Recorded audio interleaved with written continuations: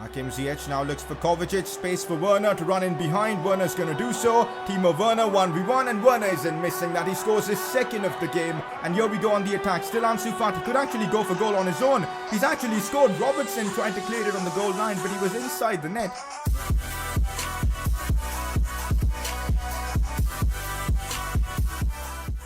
So I'm legit recording today's video at like 7 in the morning with no sleep at all.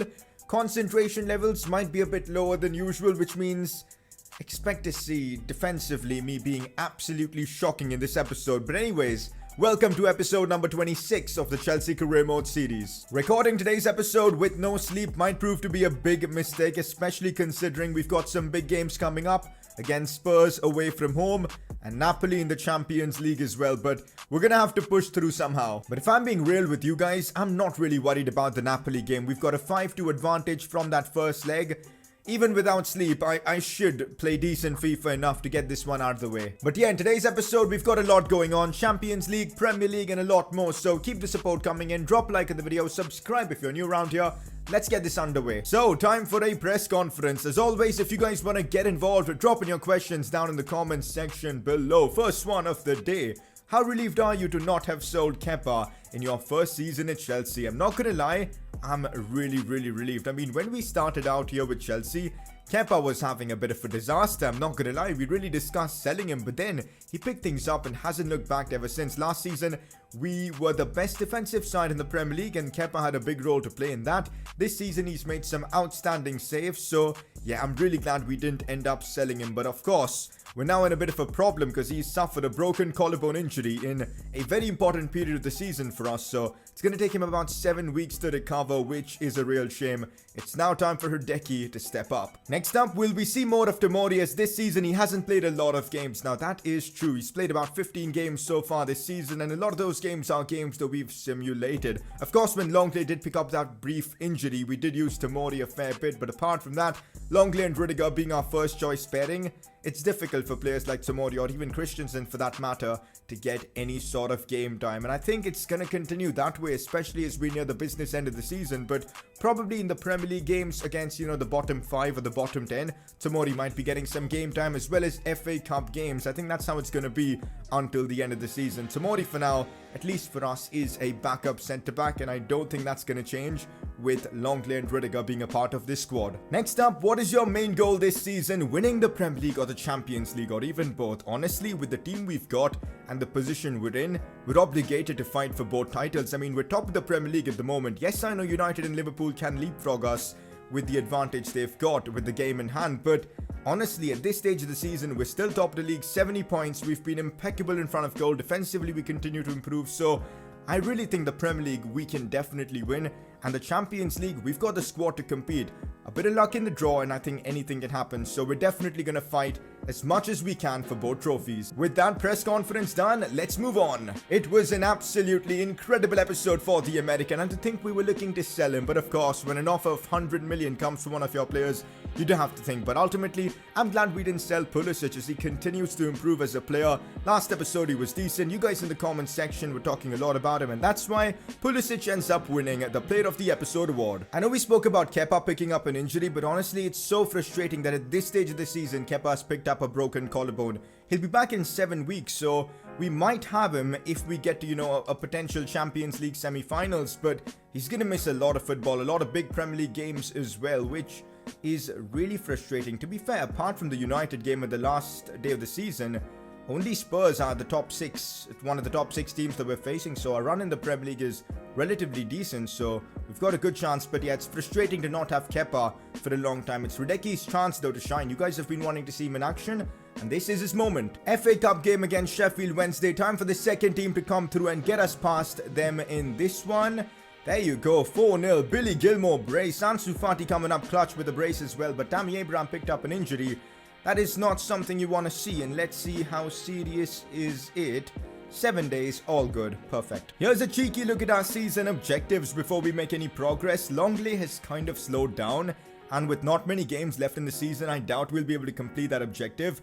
Kovacic needs to start stepping up and winning Man of the Match awards, but yeah, those two objectives aren't difficult to pull off. Billy Gilmore, I reckon we'll be able to complete that objective. And yeah, Timo Werner needs to start scoring more often. He's on a good run of form in terms of goals, so I'm not too worried about that objective. So we start the episode off in a massive way against Spurs, one of the only teams that have beaten us so far this season. That they did at the Bridge, and now to play them away at the new Spurs stadium is definitely going to be a challenge. But let's be real, they're 15 points behind us for a reason. We're much better on paper, and let's get our revenge for the time they beat us. So I'm looking forward to this one against Mourinho Spurs. Come on. Most of our players have rested up really well because of that FA Cup game midweek, apart from like Werner and Ziyech or even Rudiger. But yeah, most of the first team is fully fit for this one. No Kepa though because of the injury. Hideki comes in, but I do trust in him. That's why I brought him in from Bayer Leverkusen. That is our team. Salah, Pulisic, Kante, all of them start. Mateo Kovacic as well. They beat us 2-0 last time we faced them at the Stamford Bridge, so I'm looking for revenge here. The last time we faced Spurs, their team did look a bit shaky and we kind of made fun of it, and well, we underestimated them and we got beat silly, so I don't want to do that. Although they've got a few players playing like out of position, like I don't understand. Kostic playing CDM, Zuma playing left back.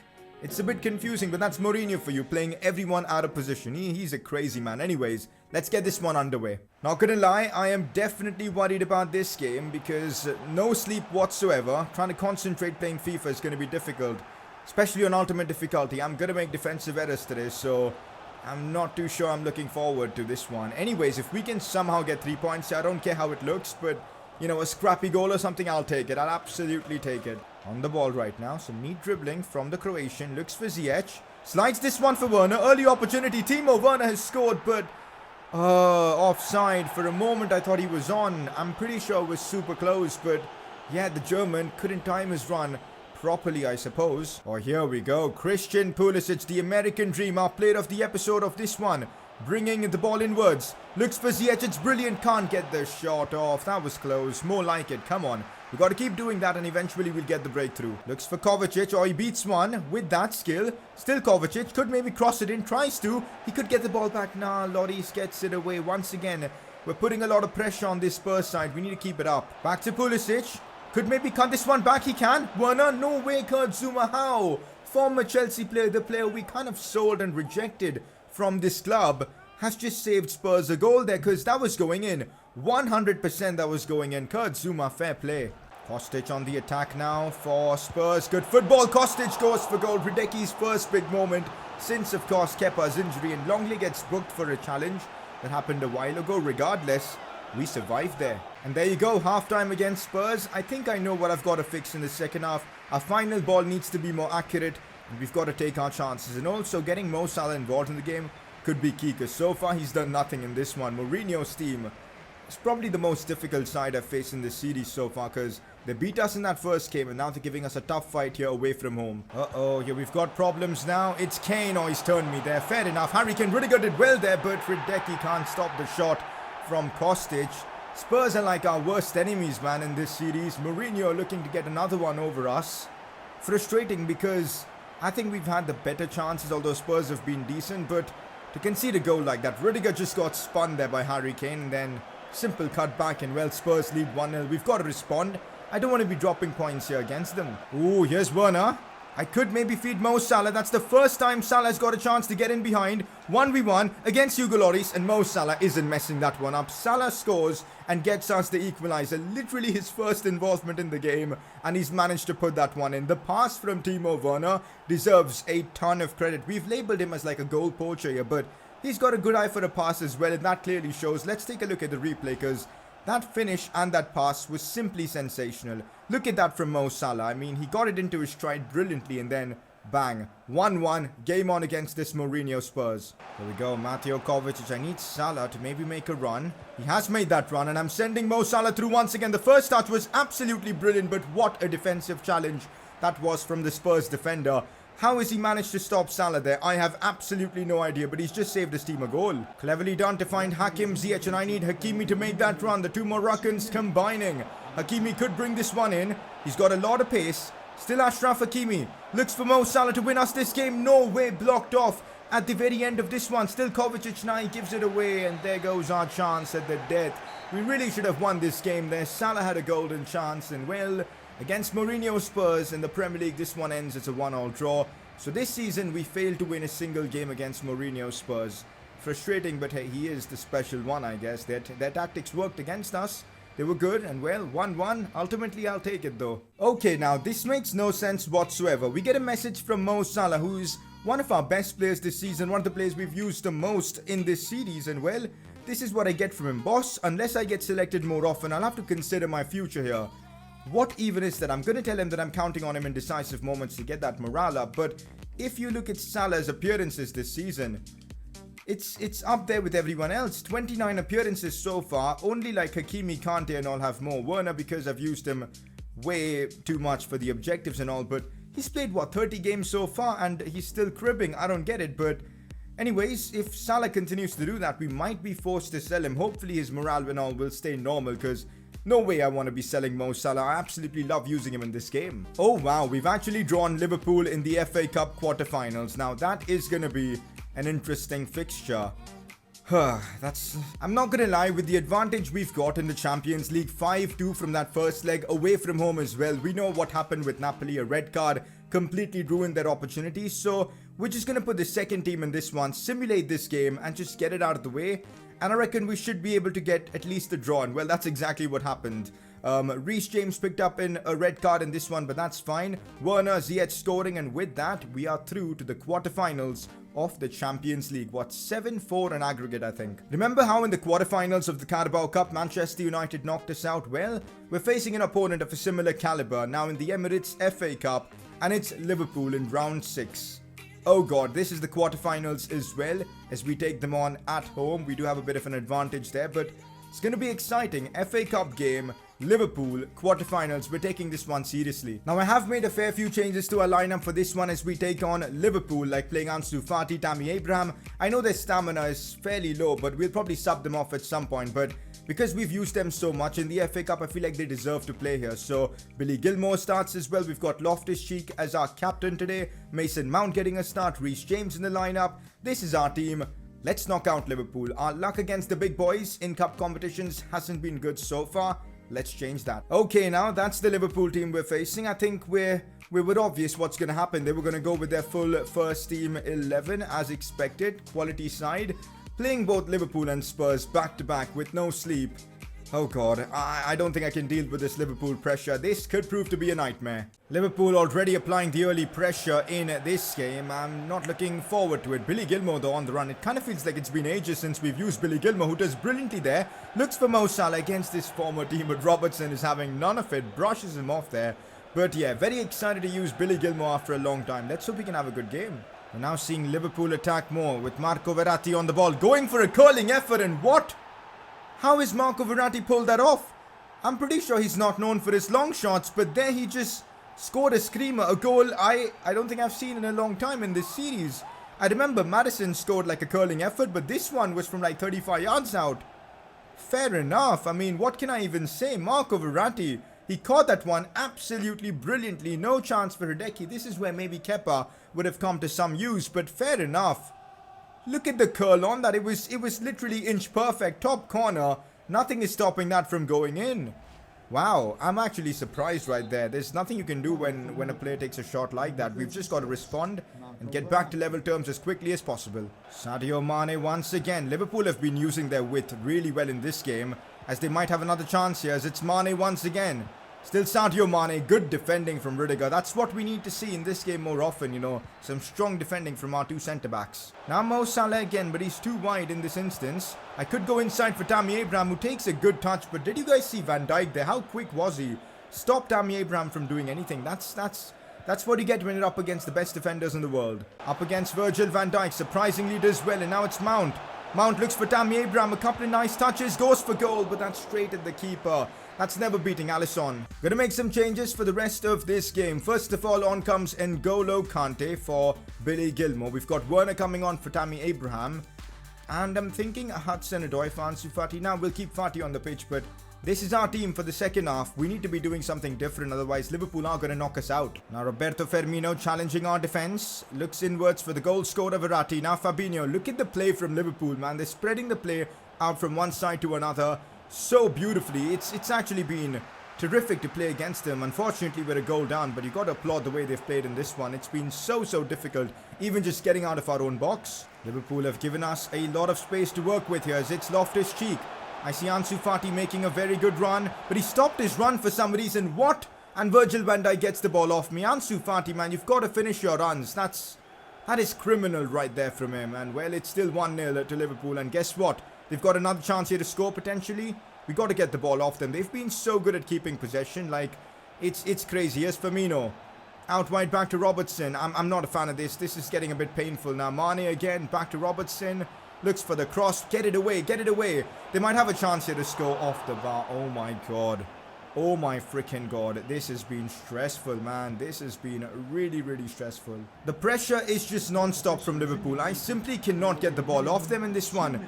They've been that much better than me. I did not expect the gap to be so big between us and Liverpool, because when we face them in the Premier League, we normally get the job done. But in this one, it's just been non-stop. And with that, the game comes to an end. One of our worst performances of this series, because we simply couldn't do anything. Liverpool make it to the next round of the FA Cup. It's frustrating, but at the end of the day, this might be a blessing because we can now focus more on the Prem and the Champions League. What is your take on today's result?